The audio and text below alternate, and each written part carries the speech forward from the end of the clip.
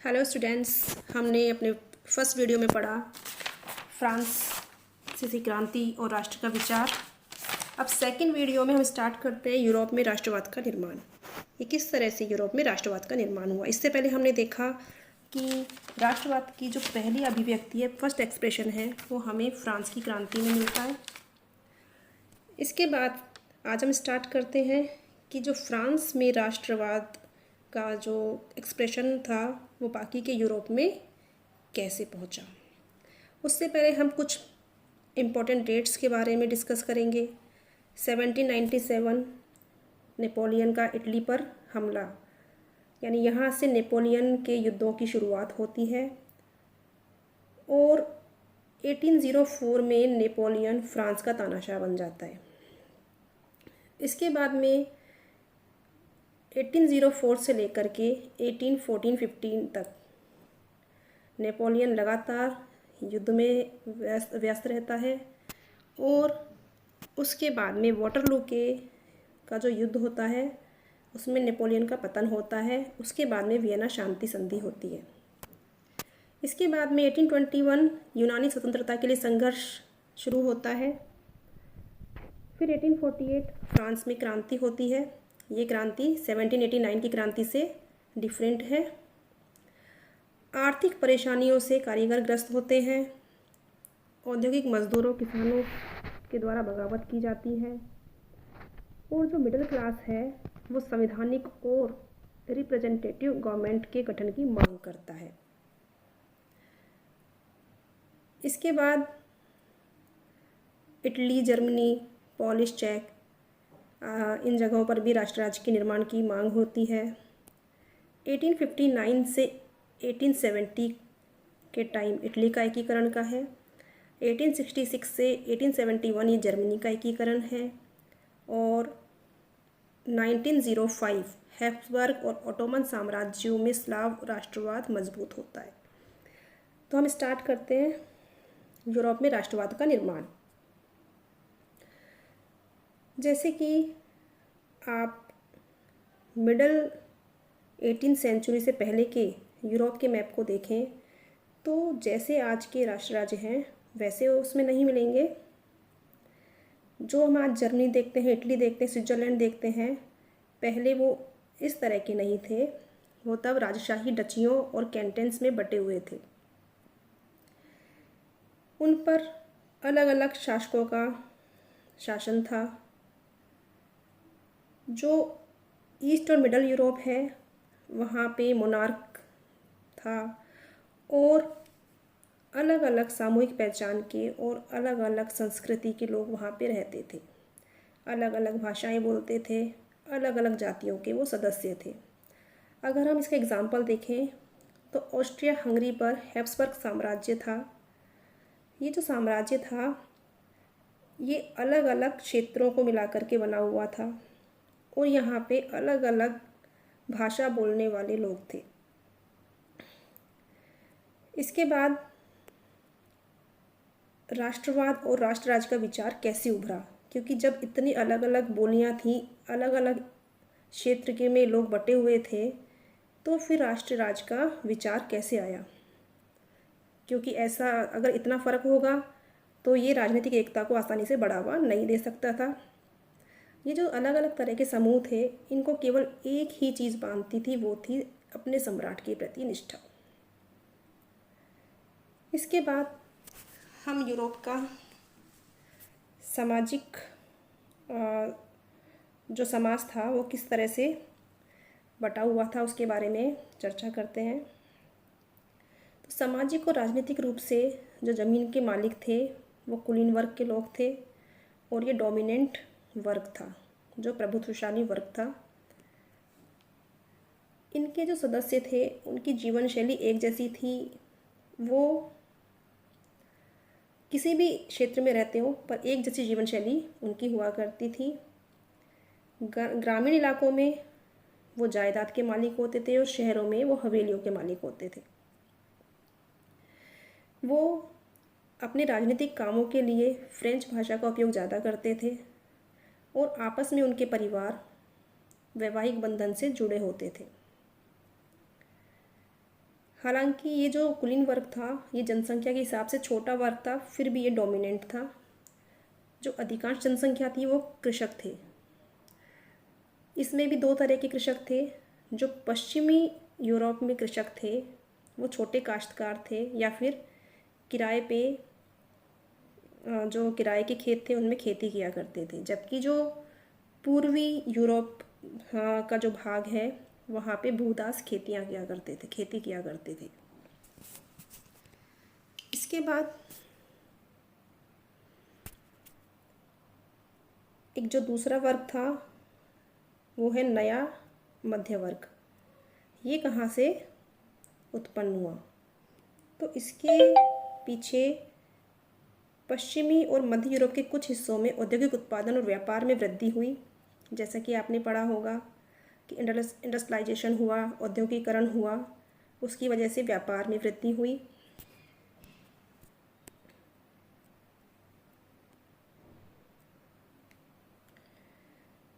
England में जो औद्योगिकरण था वो 18वीं सदी के दूसरे भाग में शुरू हुआ, लेकिन फ्रांस और जर्मनी में उसके काफ़ी बाद में 19वीं शताब्दी के दौरान हुआ।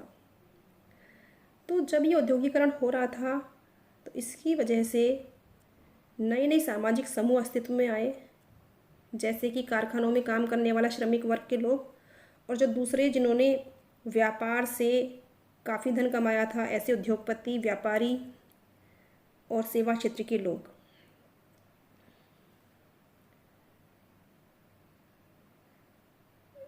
कुलीन विशेषाधिकारों की जब समाप्ति हुई, जो प्रिविलेजेस, जो विशेषाधिकार कुलीन लोगों को मिले हुए थे, उसके बाद में शिक्षित और उदारवादी वर्गों के बीच में राष्ट्रीय एकता के विचार लोकप्रिय होने लगे।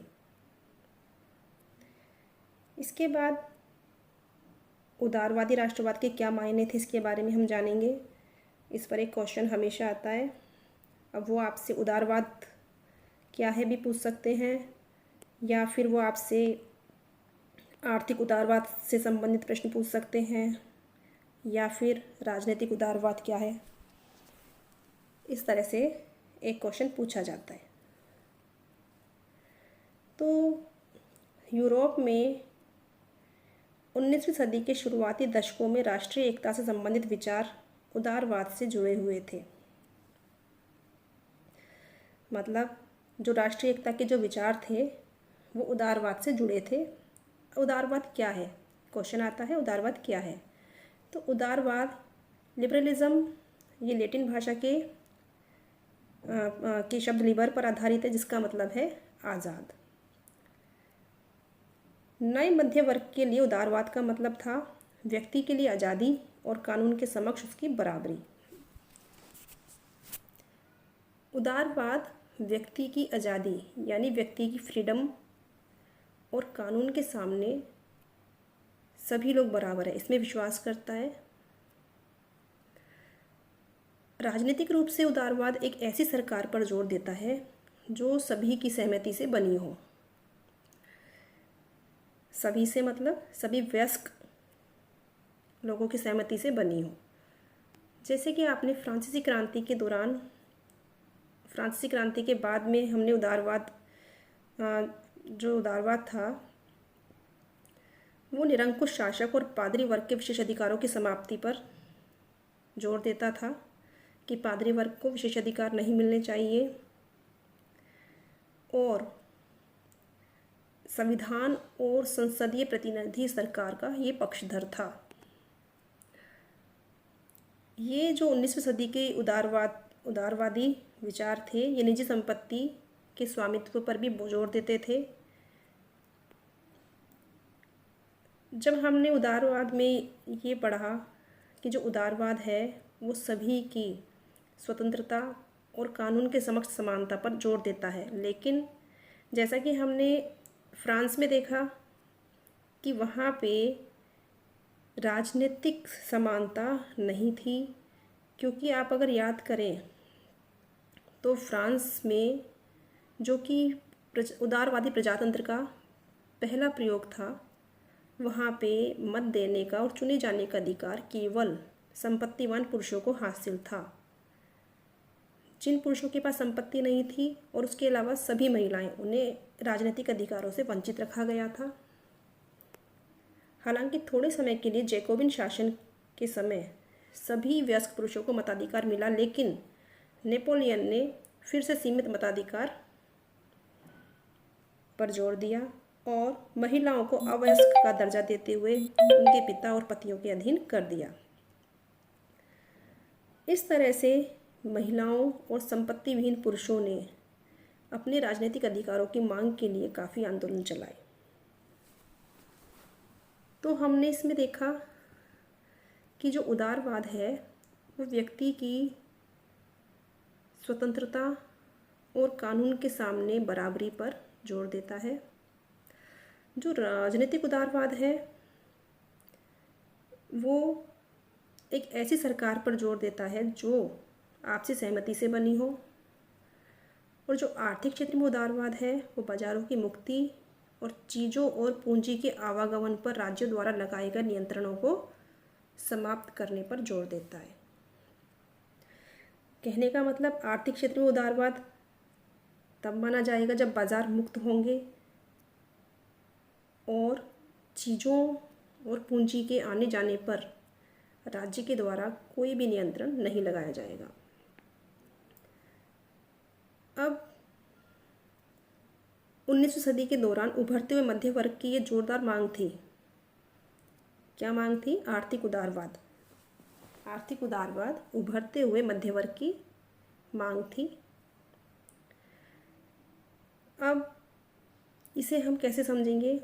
19वीं सदी के पहले भाग में जर्मन भाषी इलाकों का हम एग्जाम्पल लेते हैं कि किस तरह से वहाँ पे परेशानियाँ आती थीं। नेपोलियन के प्रशासनिक सुधारों से छोटे छोटे प्रदेशों का एक 39 राज्यों का महासंघ बना। नेपोलियन ने अपने प्रयासों से 39 राज्यों का एक महासंघ बनाया। इनमें हर एक की अपनी एक मुद्रा थी, अपनी एक नापतोल की प्रणाली थी। अब अगर किसी व्यापारी को हैम्बर्ग से न्यूरेमबर्ग जाकर के अपना माल बेचना है तो उस व्यापारी को 11 सीमा शुल्क नाकों से गुजरना पड़ता था और हर बार लगभग 5% सीमा शुल्क भी देना पड़ता था। अब जो ये शुल्क था वो वस्तु के वजन और आकार के अनुसार लगता था और हर क्षेत्र पे आपने जैसे कि पहले बताया हर जगह की अपनी नापतोल की व्यवस्था थी और नापने का जो पैमाना था, जो कपड़े नापने का पैमाने से एले कहा जाता था, वो भी जगह के साथ साथ उसकी लंबाई घटती बढ़ती रहती थी। अगर 1 एल कपड़ा फ्रैंकफर्ट में ख़रीदा जाता है तो 54.7 सेंटीमीटर मिलता है और वही कपड़ा फ्राइबर्ग में 53.5 सेंटीमीटर मिलता है। तो इस तरह के डिफरेंस थे उनकी नापने की प्रणाली में भी। तो जो नए व्यापारी वर्ग था, जो नया वाणिज्यिक वर्ग था, वो इसे आर्थिक विकास में बाधक मानता था। जहाँ वस्तु, लोग और पूंजी का आवागमन बाधा रहित हो, वो इस तरह के आर्थिक क्षेत्र के निर्माण पर जोर दे रहा था। इसके लिए 1834 में प्रशा की पहल पर एक शुल्क संघ जिसका नाम जोल्वेराइन रखा गया, स्थापित किया गया। इस पर एक क्वेश्चन आता है, जोल्वेराइन क्या है? तो जोल्वेराइन एक शुल्क संघ है जिसे 1834 में प्रशा की पहल पर स्थापित किया गया था। इसमें ज़्यादातर जर्मन राज्य शामिल हो गए। अब इस जोल्वेराइन ने क्या किया?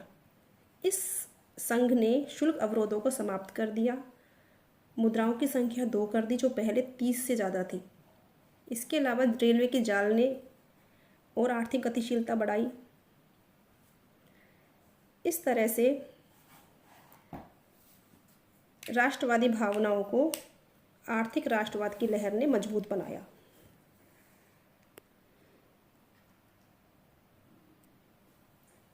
अब इसके बाद 1815 के बाद एक नया रूढ़िवाद आया, क्योंकि 1815 में नेपोलियन का पतन हो जाता है और जैसे कि आपने पढ़ा 1815 में नेपोलियन को हरा दिया जाता है। और हराने वाले कौन थे? हराने वाले थे ब्रिटेन, रूस, प्रशा और ऑस्ट्रिया। ये मिलकर के नेपोलियन को हराते हैं। नेपोलियन की हार के बाद यूरोपीय सरकारें रूढ़िवाद की भावना से प्रेरित हो जाती है। अभी जो हमने उदारवाद पढ़ा, उस उदारवाद की जगह 1815 में फिर से रूढ़िवाद आ जाता है।